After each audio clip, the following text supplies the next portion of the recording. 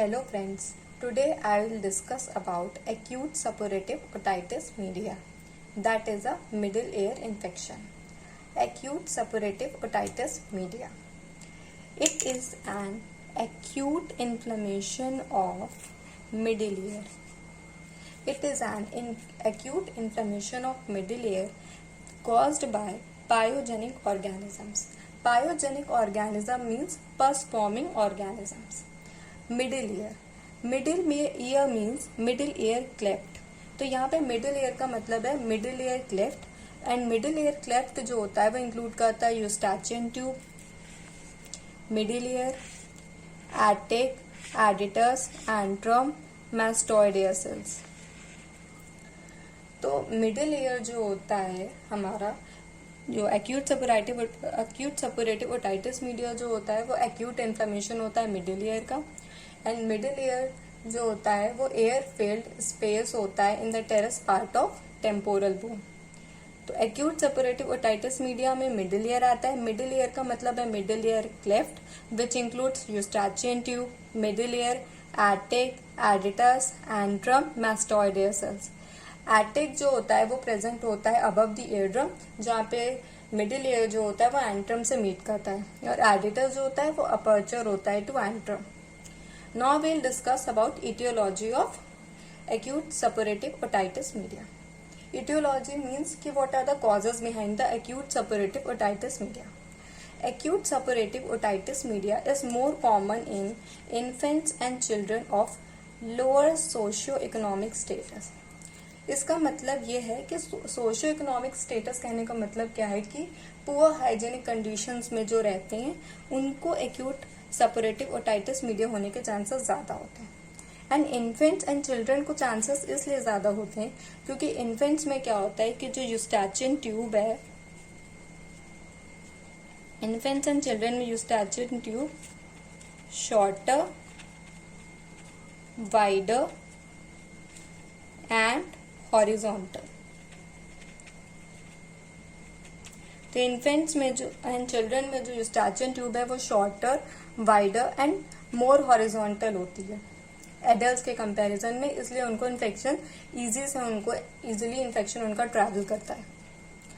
Infants में even जो breast feeding करते हैं या बॉटल मिल्क पीते हैं और वो प्रॉपर पोजिशनिंग में नहीं होता है, तो वो मिल्क जो होता है वो ईयर में पहुंच के इन्फेक्शन कॉज कर सकता है. Disease occurs generally after the viral infection of upper respiratory tract. तो फर्स्ट एटियोलॉजी हो गया कि more common in infants and childrens of lower socio economic status. And the second cause जो है वो एक्यूट सपोरेटिव ओटाइटिस मीडिया का वो है disease occur generally after the viral infection of upper respiratory tract. तो अगर किसी को अपर रेस्पिरेटरी ट्रैक्ट में वायरल इन्फेक्शन हुआ है तो उसकी वजह से चांसेस हैं कि पायोजेनिक ऑर्गेनिज्म जो होते हैं वो मिडिल ईयर को इन्वेड कर जाते हैं, इन्फेक्शन कॉज कर सकते हैं. हमें पायोजेनिक ऑर्गेनिजम्स के नाम पता होने चाहिए कि एग्जाम में ये आता है लिखने को कि व्हाट आर द, अगर आप बताएंगे कि acute suppurative otitis media pyogenic organisms की वजह से होता है तो नाम तो पता होने चाहिए. तो इसमें है स्ट्रेप्टोकोकस न्यूमोनिया है 30% chances, haemophilus influenzae, streptococcus pyogenes, streptococcus aureus and Moraxilla catarrhalis.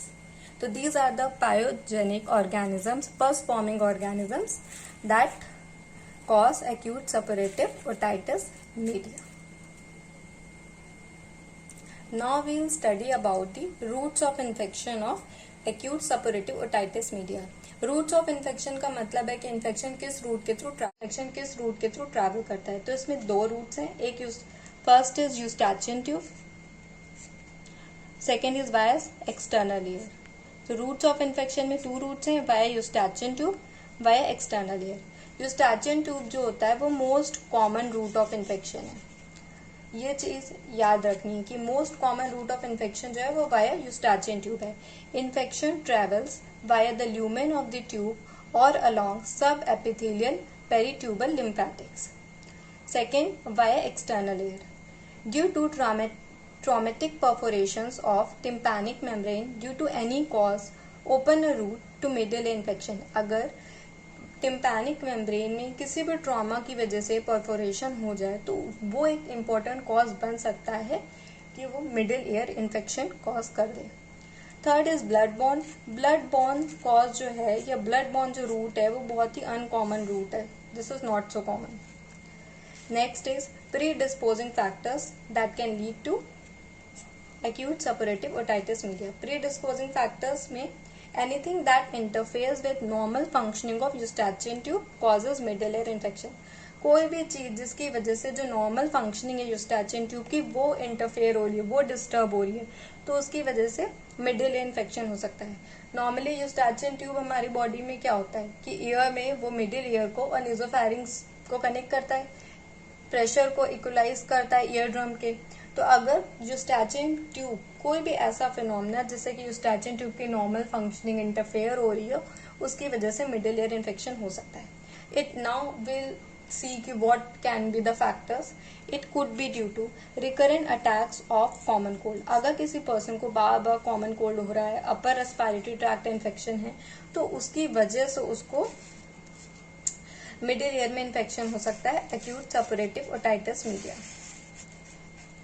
फिर है and exanthematous fevers like measles, diphtheria, whooping cough. हाँ, अगर किसी को मीजल्स हुआ है, डिप्थीरिया, वूपिंग कफ हुआ है, तो उसके बाद भी उसको मिडिल ईयर इन्फेक्शन चांसेस हो सकते हैं। Infections of tonsils and adenoids, chronic sinusitis, rhinitis, nasal allergy,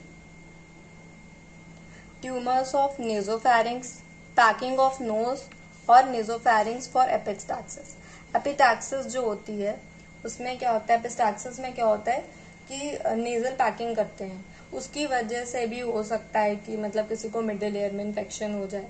cleft palate एक कॉज है, प्रीडिस्पोजिंग फैक्टर है। Pathology, now we will study about the pathology of acute suppurative otitis media. It is important कि acute suppurative otitis media के जब हम लोग pathology पढ़ते हैं तो उसमें हमें एक चीज देखते हैं कि इसमें 5 स्टेजेस हैं। ये 5 स्टेजेस आपको याद होनी चाहिए, जैसे कि stage of tubal occlusion, stage of pre suppuration, stage of suppuration, stage of resolution and stage of complication. ये 5 स्टेजेस हैं जो आपको बाय हार्ट लर्न होनी चाहिए। First stage is stage of tubal occlusion. Stage of tubal occlusion में क्या होता है कि tubal occlusion stage of tubal occlusion में क्या होता है कि oedema and hyperaemia of nasopharyngeal end of Eustachian tube. जो नेजोफेरेंजियल एंड होता है यूस्टैचियन ट्यूब में, उसमें एडिमा हो जाता है। हाइपरीमिया मतलब ब्लड सप्लाई बढ़ जाती है, जिसकी वजह से क्या होता है यूस्टैचियन ट्यूब ब्लॉकेज हो जाता है। यूस्टैचियन ट्यूब ब्लॉकेज हो गया तो उसकी वजह से क्या होगा, absorption of gases and negative intratympanic pressure which causes retraction of tympanic membrane. Normally जो होती हैं वो गैसेस जो होती हैं वो मिडिल एयर में प्रेजेंट होती हैं, लेकिन इस केस में क्या हो जाएगा कि जब यूस्टैचियन ट्यूब का ब्लॉकेज होगा तो गैसेस एब्जॉर्ब हो जाएंगी और क्या क्रिएट होगा, negative intratympanic pressure and which lead to retraction of tympanic membrane. Sometimes effusion in the middle ear but fluid may not be clinically seen. कभी कभी ऐसा हो सकता है कि मिडिल ईयर में एफ्यूजन भी हो सकता है, बट ये इतना क्लिनिकली सीन नहीं है। सिम्टम्स, सिम्टम्स में आएगा डेफनेस, ईयर एक। Science,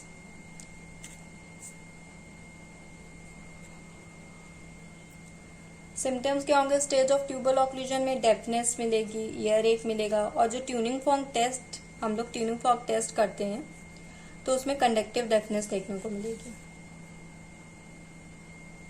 next stage is stage of pre सपुरेशन।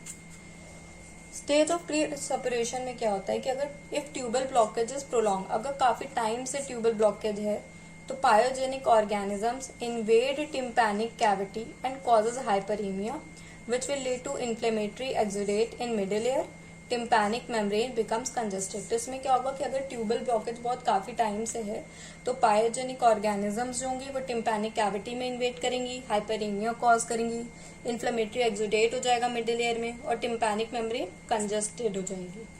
तो सिम्टम्स इसमें क्या होगा, थ्रॉबिंग टाइप ऑफ ईयर एक, डेफनेस, टिनिटस। तो इसमें क्या होता है कि ईयर एक जो होता है वो थ्रॉबिंग टाइप का होता है, डेफनेस मिलती है, टिनिटस होता है। साइंस में कार्टव्हील अपीयरेंस, तो स्टेज ऑफ प्री सपुरेशन में हम लोगों को साइंस में कार्टव्हील अपीयरेंस मिलता है।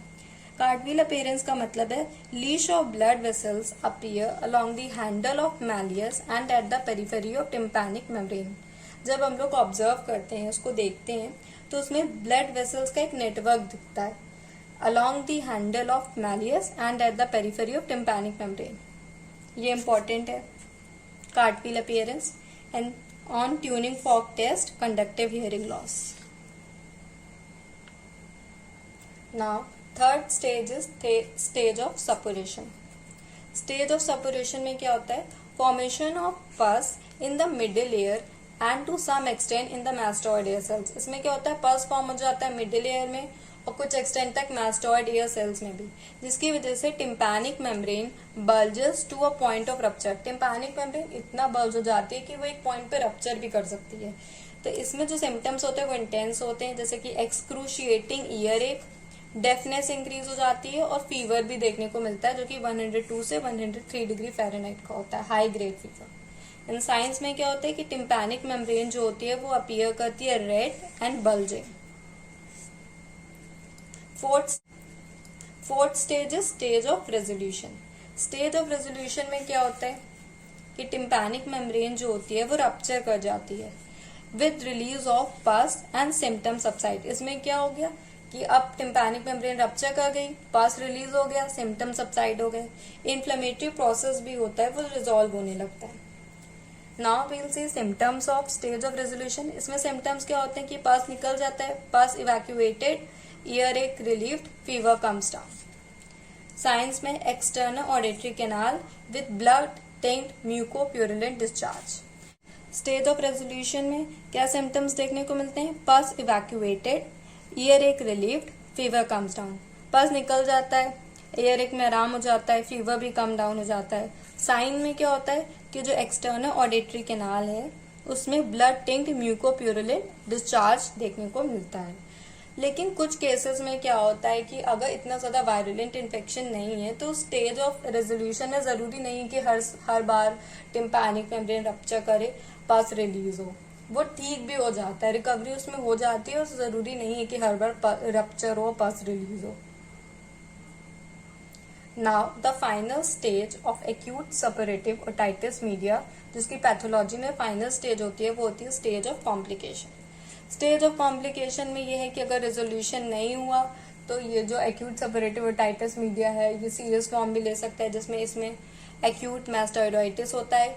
ईयर है तो इसका ज्यादातर इफेक्शन जो होगा ब्रेन में देखने को मिलेगा, मेनिंजाइटिस, ब्रेन एब्सेस, एक्स्ट्राड्यूरल एब्सेस देखने को मिलेगा। ये इसके कॉम्प्लिकेशंस हो गए।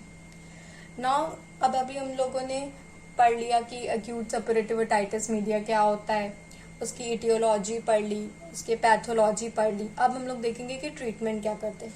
तो ट्रीटमेंट में है एंटीबैक्टीरियल थेरेपी, क्योंकि मेनली ये पायोजेनिक ऑर्गेनिजम्स की वजह से होता है, तो इसमें एंटीबैक्टीरियल थेरेपी होती है। एमॉक्सिसिलिन, पेनिसिलिन, ये सब एंटीबायोटिक्स दिए जाते हैं। डीकंजेस्टेंट नेजल ड्रॉप्स दिया जाता है। ओरल नेजल डीकंजेस्टेंट भी दिया जाता है बच्चों में अगर वो नेजल ड्रॉप नहीं ले पा रहे तब। एनाल्जेसिक एंटीपायरेटिक होता है क्योंकि इन्फेक्शन बहुत ज्यादा होता है, हाई ग्रेड फीवर है तो वो भी दिया जाता है। ईयर टॉयलेटिंग करते हैं। ईयर टॉयलेट के पास अगर फॉर्म हो गया है तो उसको कॉटन से मॉप, ड्राई कॉटन से उसको मॉप किया जाता है।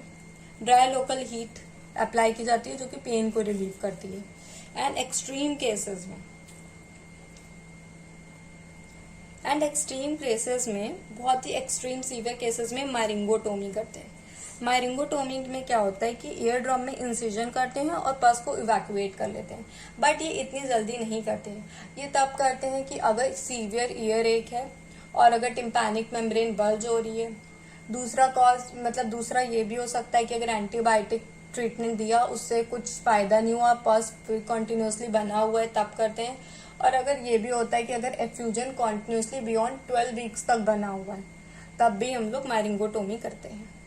सो I hope you like my video, you like my concept of explaining this topic, acute suppurative otitis media, in short, because this topic is very important for exams.